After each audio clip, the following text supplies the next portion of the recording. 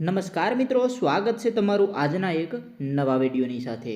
તો મિત્રો, આજના આ વિડીયોની અંદર આપણે વાત કરવાના છીએ એક સરસ મજાની ભરતી આવેલી છે જે ગુજરાત ગૌણ સેવા પસંદગી મંડળ દ્વારા બહાર પાડવામાં આવેલી છે। તેના વિશે આ વિડીયોની અંદર આપણે વાત કરવાના છીએ। તો જે મિત્રોએ હજુ સુધી આ ચેનલને સબસ્ક્રાઇબ નથી કરેલી તે મિત્રો આ ચેનલને સબસ્ક્રાઇબ જરૂર કરી દેજો। તો મિત્રો, આ ભરતીની વાત કરીએ તો તેની પોસ્ટ છે વાયરમેન વર્ગ 3। વાયરમેન વર્ગ 3ની આ પોસ્ટ આપેલી છે। ત્યારબાદ મિત્રો તેનો ડિપાર્ટમેન્ટ જોઈએ તો R&B તેનો ડિપાર્ટમેન્ટ છે। તો હવે મિત્રો આગળ વાત કરીએ, આ ઓનલાઈન ફોર્મ ભરવાની તારીખ ક્યારથી ચાલુ થાય છે? તો આની ઓનલાઈન ફોર્મ ભરવાની તારીખ છે તે 11/6/2025 એટલે કે આજથી છે તે ફોર્મ ભરાવાનું ચાલુ થઈ ગયેલ છે। અને આ ફોર્મ ભરવાની છેલ્લી તારીખ છે તે 25/6/2025 છે। તો મિત્રો આગળ વાત કરીએ તો આ ભરતીની અંદર ટોટલ 66 જેટલી જગ્યાઓ ખાલી છે।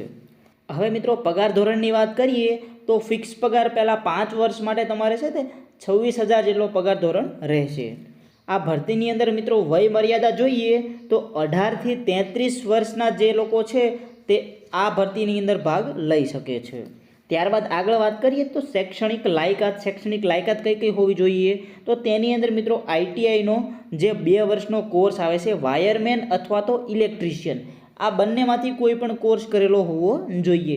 2 વર્ષનો જે ITIની અંદર વાયરમેન અથવા તો ઇલેક્ટ્રિશિયનનો કોર્સ આવે છે તે તમે કરેલો હોવો જોઈએ। અને મિત્રો જ્યારે તમે ઓનલાઈન ફોર્મ ભરો છો ત્યારે તમારે પરીક્ષા ફી પણ અંદર ભરવાની રહેશે। તેની અંદર 500 રૂપિયા છે તે પરીક્ષા ફી ભરવાની રહેશે। આ ફી છે તે રિફંડેબલ ફી હશે એટલે તમને અમુક ટકા તેમાંથી પાછી પણ મળી જશે। આનું ફોર્મ તમે છે તે ઓજસની વેબસાઇટ ઉપરથી ભરી શકશો। ઓનલાઈન એપ્લાય તમે જાતે પણ કરી શકો છો। ત્યારબાદ મિત્રો આગળ વાત કરીએ પરીક્ષા પદ્ધતિની, કે પરીક્ષા કઈ રીતે લેવાશે અથવા તો કેટલા માર્કની હશે અને તેની અંદર શું શું પૂછી શકે છે એ આપણે જોઈ લઈએ।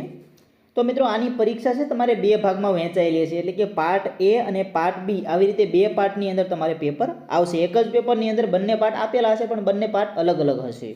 પાર્ટ A ની અંદર તમને રિઝનિંગ અને મેથ્સ એટલે કે ગણિત આ બંને પૂછેલું હશે।